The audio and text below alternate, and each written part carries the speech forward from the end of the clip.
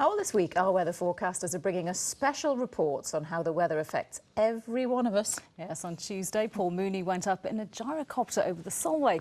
And tonight, it's Hannah Bayman's turn to take to the skies. Now, she might look the part. I don't know if you can see here. That's very Top Gun, isn't it? Very glamorous. But, yeah, let me tell you, Hannah isn't the best of flyers because here's what happened.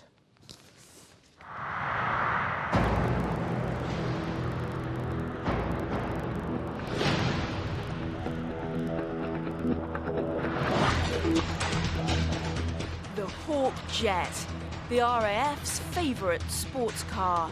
It tears through the skies at well over 600 miles an hour. It looks invincible, but a strong crosswind is enough to ground the Hawk. Weather is crucial. The weather is fundamental to our operations, both from a sort of a safety perspective and also from the mission. In terms of our operations, should the worst case happen and we have to eject, then the question is will we survive the parachute landing, or if we ditch into the sea, then the risk of us for drowning. Before I can take to the skies, I need to get kitted out. The G-suit is to stop the effects of gravity. Without it, all my blood would sink to my legs. When you pull G, they will inflate and push the blood back up to your head so you don't pass out. Excellent. Everything is fitted with military precision. And one bit of useful advice? And this is where your sick bags are, lovely, yeah? Now you've got 2 in that one and you should have some more in this one. OK. Not that you're going to use them, all right?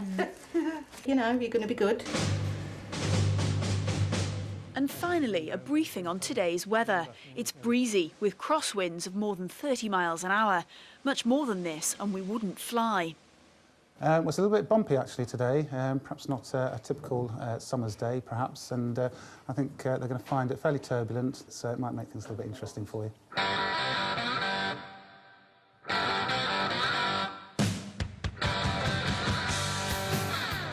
So I'm just about to get into this RAF Hawk. It's been a bit showery this morning, but the weather conditions now, although it's breezy, are pretty good. The sky's looking clear, and we've just got a little bit of fair weather cumulus, so we're looking forward to some fantastic views.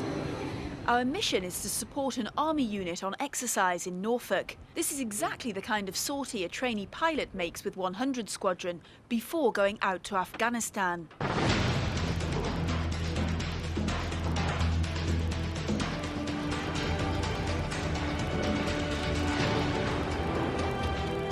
This is amazing. We're above the cumulus cloud deck. There's nothing above me except the glass of the canopy.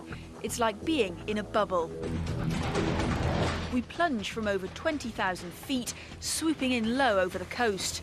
I feel the G-suit squeeze around me to keep the blood in my head. We took off from Leeming and it was bright and breezy. Now over Northumberland, we're heading through a shower cloud, just as forecast in our Met Office briefing.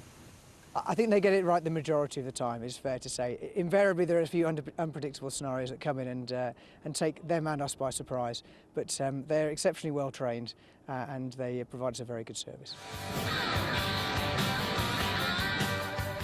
This is like the wildest fairground ride I've ever been on. Mask off, sick bag out.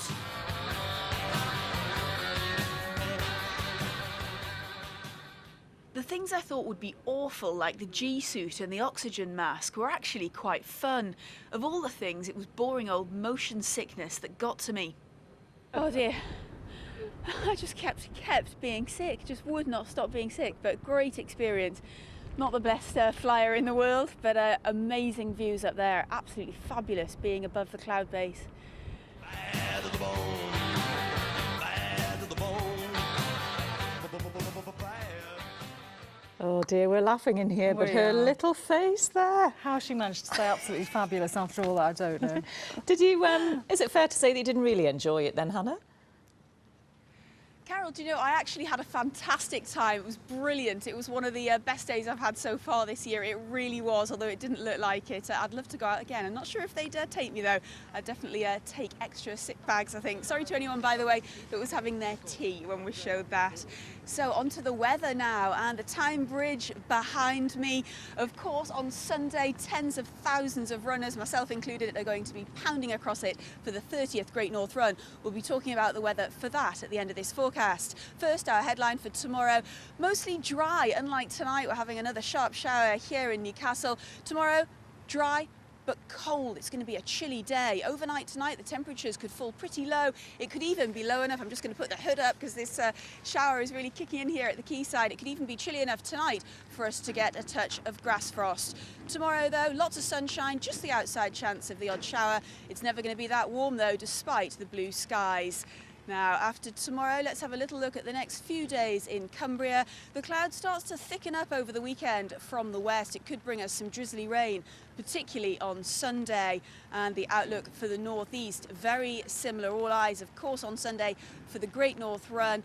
It could be a little bit of a drizzly one. It's not going to be a washout by any means. Let's have a look at our forecast. We're expecting it to be a cool day.